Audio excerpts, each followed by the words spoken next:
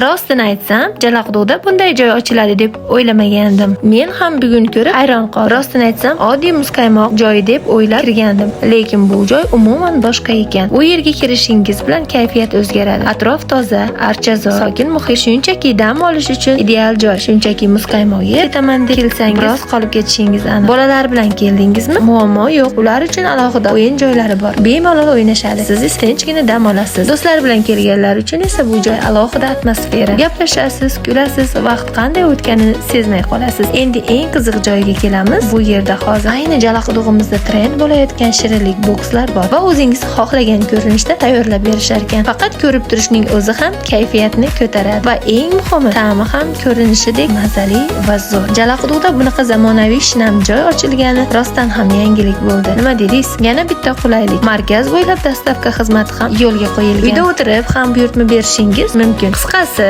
agar sizga yangi joy, toza havo, shirinlik va yaxshi kayfiyat kerak bo'lsa, manzil aniq topildi. Men sinab ko'rdim. Endi navbat sizga. Bizning manzil Katta Kalsovoydan Andijon tomonga ketishdan yangi tushgan sud binosini ro'parasi